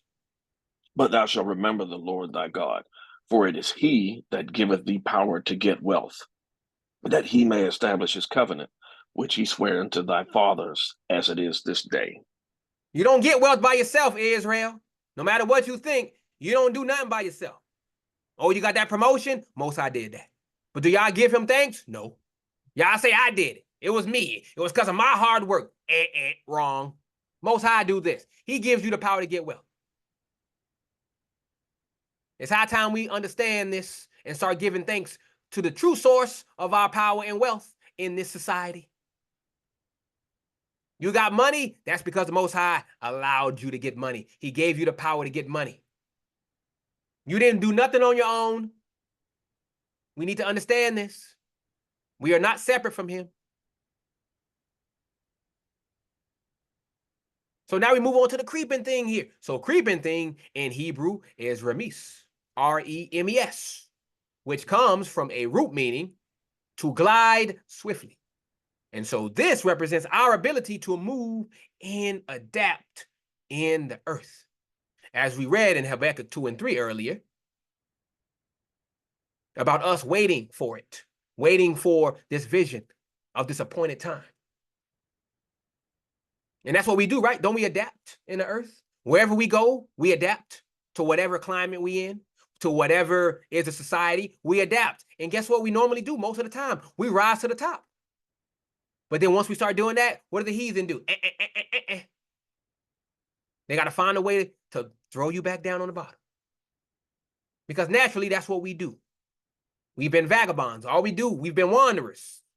That's what Abraham and Jacob and them did. They wandered from here to here to here to here to here. And that's what we do. And right now, we're spiritual vagabonds going from here to here to here to here. But we know how to adapt, family.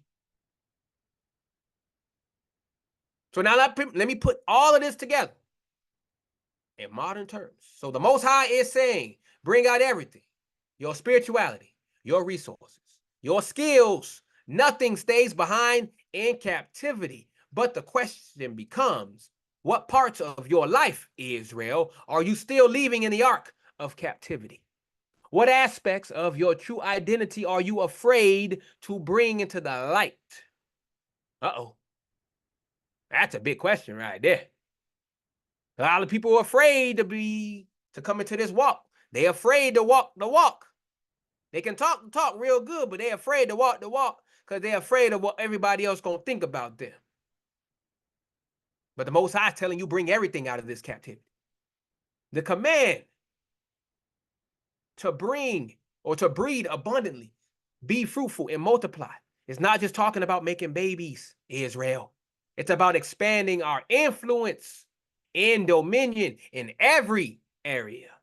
And we can see this if we go to Joel 2 and 26. This is what we're going to do, family. Joel 2 and 26. And ye shall eat in plenty and be satisfied, and praise the name of the Lord your God, that hath dealt wondrously with you, and my people shall never be ashamed. You see that? We just going to be so successful. When our restoration is complete, we going to be successful at everything. We going to be fruitful and multiply. Because we're going to rule the whole earth, family. Just letting you know, the whole earth is going to be ours. Just like the heathen, they rule the earth in their little Babylonian society. We're going to rule the whole earth by ourselves. That's going to be our thing. Everybody, every other nation is going to come under our subjection. That's just the truth. Whether you believe it or not, hey, it's going to happen. So verse 18, Noah went forth, and his sons and his wife and his sons' wives with him. Pay attention here. This verse is showing us the obedience. I repeat, the obedience of Noah and his family. They didn't argue with the Most High. They didn't hesitate. They went forth.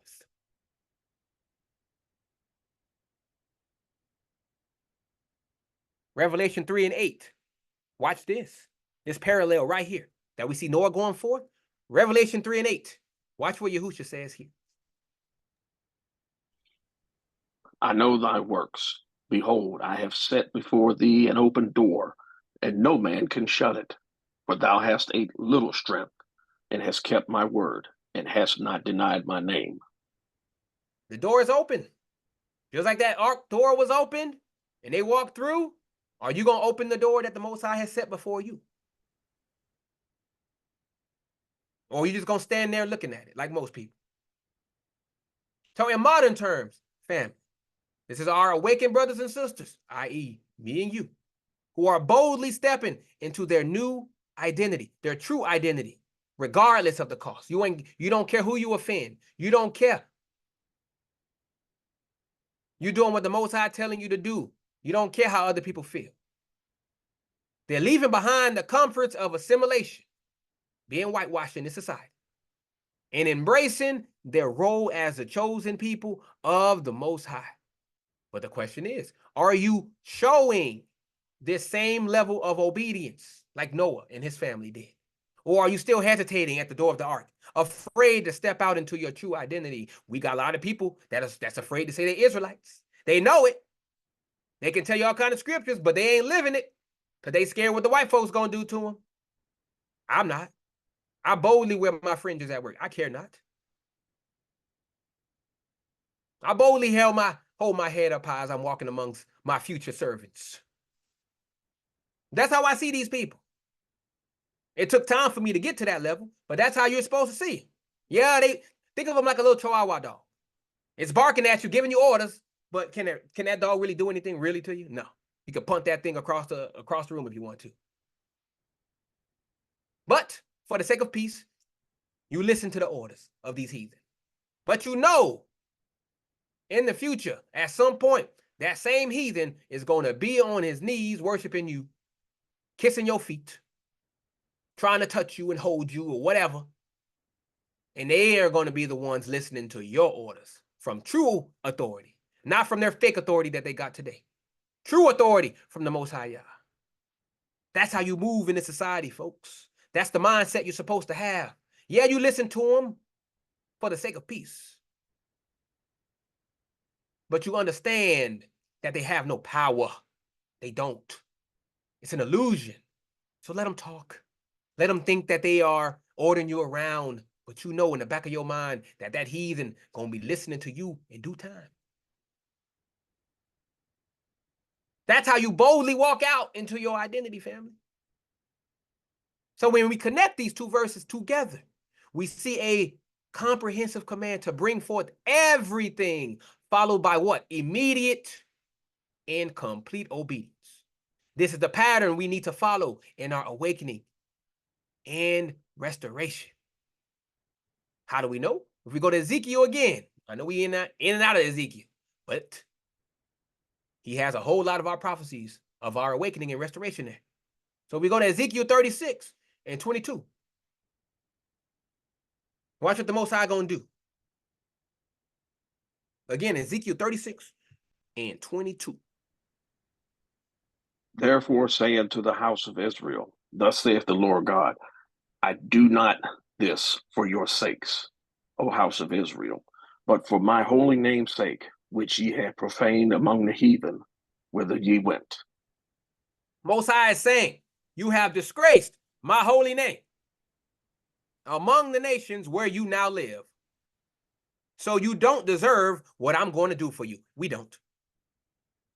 I will lead you home to bring honor to my name. The Most High doing this for him, for his glory. He ain't doing it for you, Israel. He's doing it for him. He's cleaning up his name because we have dirtied his name. Because look how we live. We're killing each other. We're doing all kinds of raunchy stuff out there. We're twerking it up for everybody to see. Our women dressing like prostitutes out there. Our men thugging it up. No responsibility. Nothing. This is how we profane the Most High Yah in the eyes of these heathens. When we don't follow his words, his commandments. This is how we dirty his name, family. We don't deserve nothing what the Most High is going to do for us. We don't deserve nothing. But this is his grace. This is his unmerited favor that he's given to us because he loves Israel. Remember that so you can humble yourself down, thinking that he's doing this for you. He ain't doing this for you. He's doing this for him. And it's high time we remember that because we got a whole bunch of people, oh, he loves us, he's doing it for us. No, he ain't doing it for you. He's doing it for his own sake so he can clean up his name that we dirtied among these people. Remember your place in this, Israel. Do not be high and mighty. Stay on the ground. Stay low. Stay humble. When the Most High will remove you. So family, we're being called right now to a complete exodus from spiritual Babylon. That's where we at right now. Bringing with us every aspect of our lives and identity. And we need to respond with what? Immediate obedience. When the Most High is telling you to get out of this, stop messing around with these heathen ways and these customs, you got to do it. There ain't no ifs, ands, or buts, or I'll do it next week. Nope, now. You got to let it all go. So the question I ask before we move on, are you ready for this total exodus, Israel? Are you prepared to bring everything, I repeat, everything out of captivity and into your true identity? Or are you still trying to leave parts of yourself behind in the comfort of assimilation?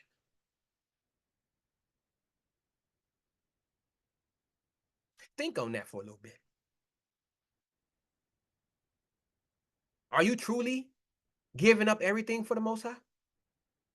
Or do you still got some things that need to be done, quote unquote? Family, the ark door is open. The command has been given and Noah is already out. Will you follow in obedience, or will you be left behind in the empty ark of your own hesitation?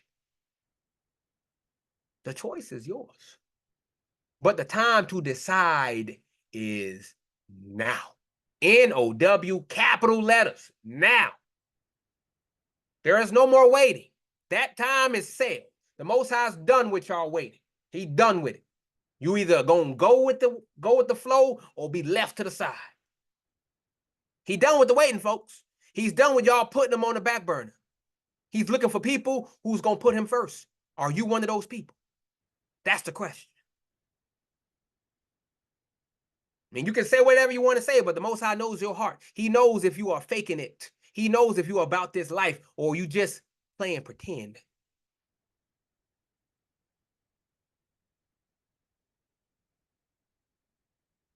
This is the reality of it. This ain't the circus, family. We're not dressing up like clowns or what. Nope, this is reality. You either get with the program or stay in the back with all the rest of the nations, being left behind. It's up to y'all as we move on to 19 and 20 to give y'all some more divine truths here. Hope you guys are understanding the lesson today. Hope you guys are understanding it. 19 and 20, brother. Every beast, every creeping thing, and every fowl, and whatsoever creepeth upon the earth, after their kinds went forth out of the ark. And Noah builded an altar unto the Lord, and took every clean beast, and of every clean fowl, and offered burnt offerings on the altar. So you thought this was just about some animals leaving the boat? Most people would think so. Again, this is a prophetic picture of our complete restoration in the order in which it happens. As we know, the Hebrew word went forth is yatzah yet again. What does the Most High keep doing this? The Most High is hammering this point home for you hard-headed Hebrews out there. Everything must come out of captivity because we got people who want to leave some stuff behind. They want to look back. They want to leave some things back. Nope, Most High saying everything must come out. I don't want you with this world no more. The Most High calling you out of this world. That's why he's hammering his home. That's 3 straight verses in a row.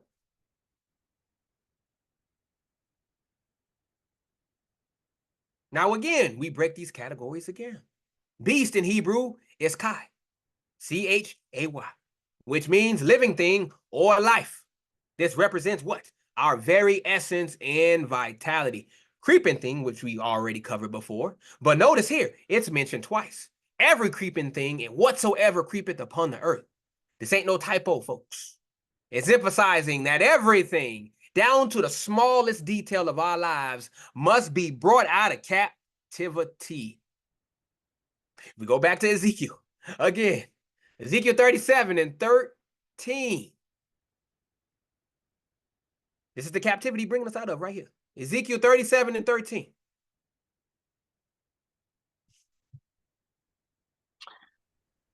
And ye shall know that I am the Lord, when I have opened your graves, O my people, and brought you up out of your graves. He's bringing us out of the graves. Our spiritual graves, he's bringing us out. Are you prepared to leave it all behind? Foul, we've also covered, representing our spiritual nature in connection to the Most High. Now pay attention to the phrase after their kinds.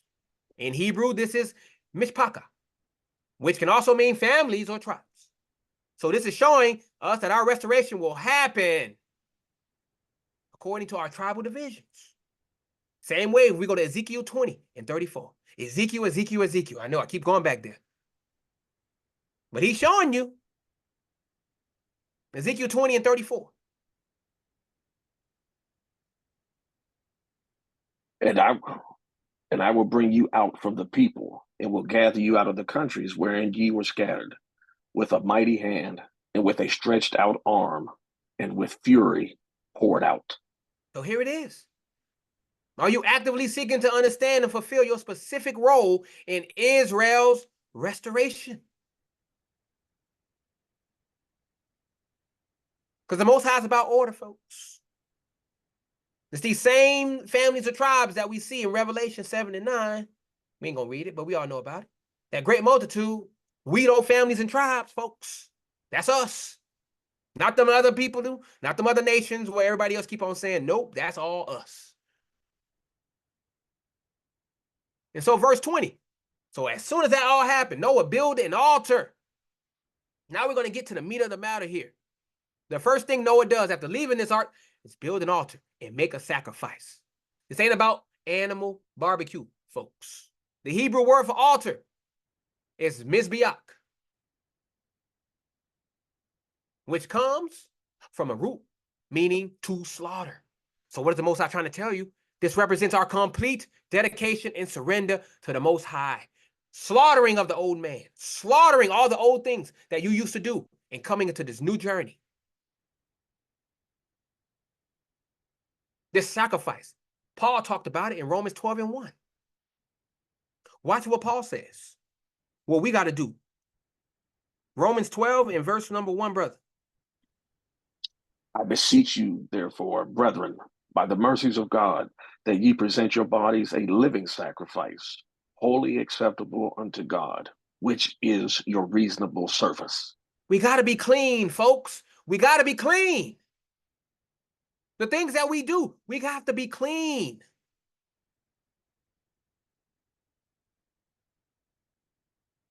A living sacrifice, the most High don't do no unclean sacrifices. Your body got to be clean. And how do you clean it? By stop polluting it with all this nonsense in this world. These false doctrine, these lies, these heathen customs, all of it. You must get rid of it all.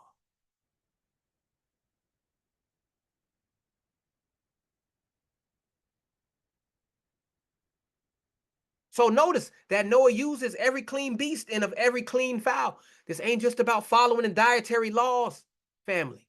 It's about offering the best of everything to the Most High. And we can see that in Proverbs 3 and 9.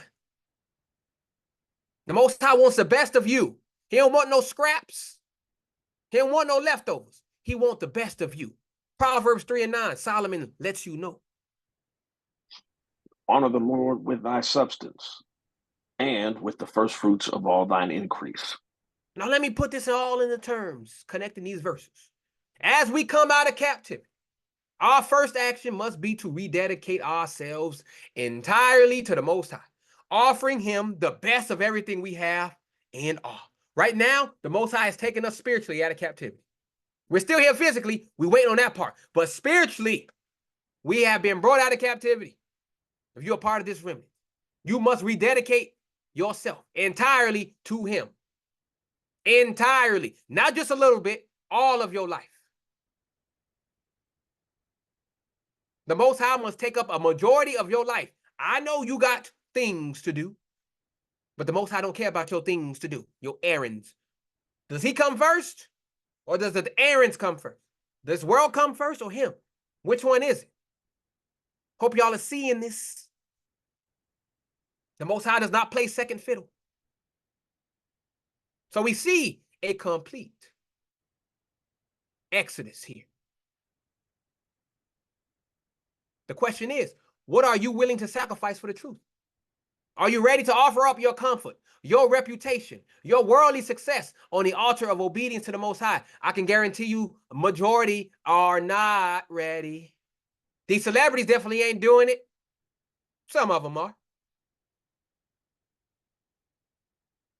But for the majority of those celebrities and even the regular folk of our people, they're not ready to offer up their comfort. They're not ready to offer up their reputation or their worldly success. They're not ready. They're not ready to give everything up for the Most High Yah, just like that rich man who Jesus said, who Jesus talked to, told him, hey, sell everything you got and follow me. That dude said, hey, I don't know about all that. The Most High don't like wishy-washiness. You either following him or you're not following him. There is no in between. He knows if you're faking. He knows if you are faking it. The Most High is not to be trifled with. Trust me, y'all. Look around. You see all these people dying all over the place, getting murdered by animals and all kinds of things. You see this. Who do you think is doing it? He's giving you warnings. Do not test him. He will snuff you off this earth fast. You may only get one chance. Some people may get a couple of chances to get this right. You may only get one. You may F up, and then guess what? The Most High kill you, and that's it. So are you going to take that chance? Or are you going to rededicate your whole life to him? Because that's what it's all about. That means reading this word every day. Not just one time a day or one time a week on a Sabbath day or whatever. Every day. Every day. Can y'all do that? This is what the Most High expects from you. This is not me. This is him. Can you put him first every day? That's the question you should be asking every day you wake up. Am I putting the Most High first? Before you do anything, am I putting the Most High first? Is this what he will want me to do?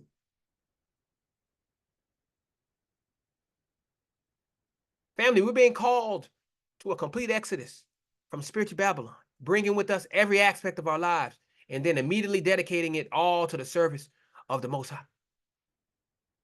So are you ready for this level of dedication, family? Are y'all ready? Because if you ain't, you may as well go back into the world. Shoo fly.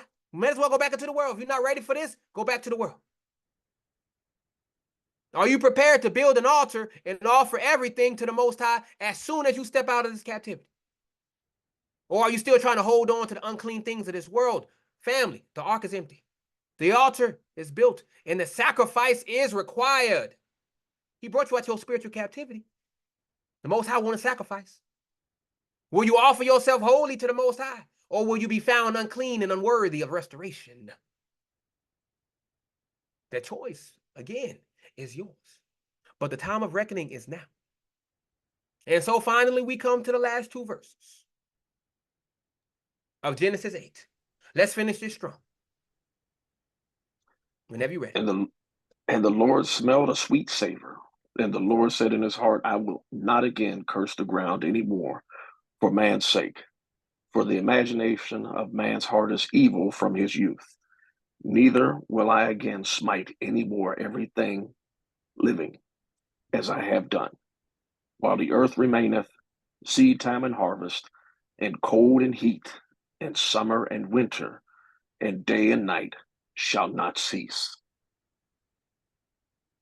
So this is about the Almighty's response to our repentance and our dedication. So if you give yourself wholly to the Most High Yah, this is what he's saying right here for you, your life. So the Hebrew phrase for sweet savor is nikawak riach, which literally means scent of rest or satisfaction. This ain't just about pleasing aromas, family. It's about the Most High being satisfied with our obedience and sacrifice. How do we know this? 2 Corinthians 2:15. Our brother Paul yet again expounds upon this. 2 Corinthians 2:15. For we are unto God a sweet savor of Christ in them that are saved and in them that perish. Y'all seeing that right there?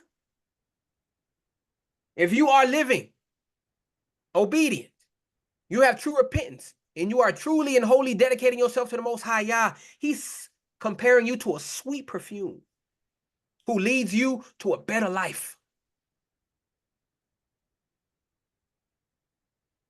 That's what the Most High is saying. You are a sweet perfume. You smell good. But on the other end, nope. But for people who are lost, bad smell. Doo-doo, stank. For the ones who are perishing, the ones who are still sinning, you stink. So pay attention to the phrase the Lord said in his heart here. This ain't a casual thought, family. This is a divine decree, an unbreakable promise from the Almighty. What promise is that? Malachi 3:6 show you the promise. We all know about this verse. If you know, you know. Malachi 3 and 6. For I am the Lord, I change not. Therefore, ye sons of Jacob are not consumed. That is the promise. I will never change. That's why you haven't been wiped out, Israel. That's why you're still here after centuries and centuries of brutal slavery. That's why they can't get rid of you. They've been trying to genocide us for millennia. They've been trying to get us out of here for millennia. We still here and we multiplying.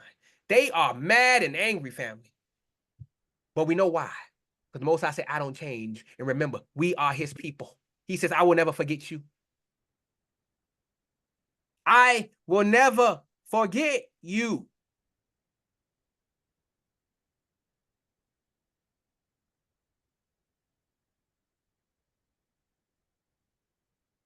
That's how special you are, Israel.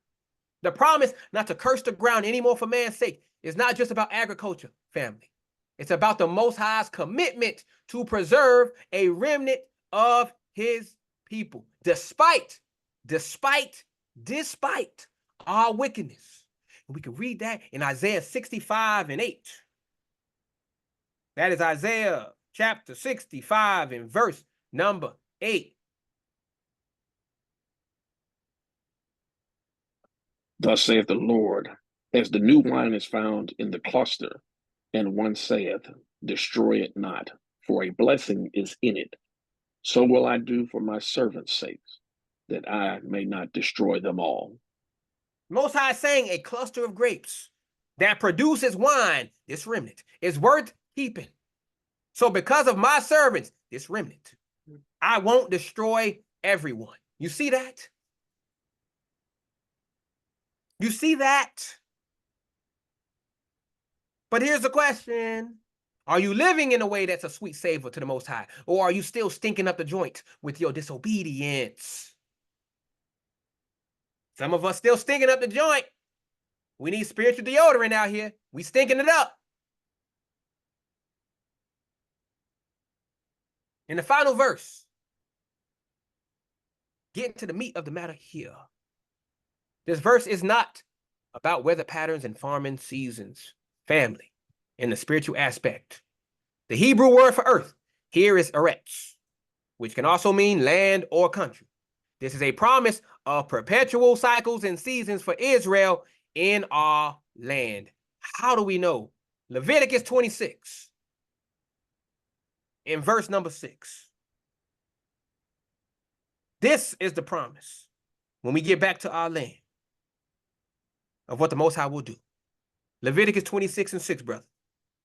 And I will give you peace in the land, and ye shall lie down, and none shall make you afraid. And I will rid evil beasts out of the land, neither shall the sword go through your land. Seed time and harvest represents our cycles of sowing and reaping, both physically and spiritually. It's a promise that our efforts will always bear fruit. How do we know? Psalm 126. Psalm 126 in verse 5.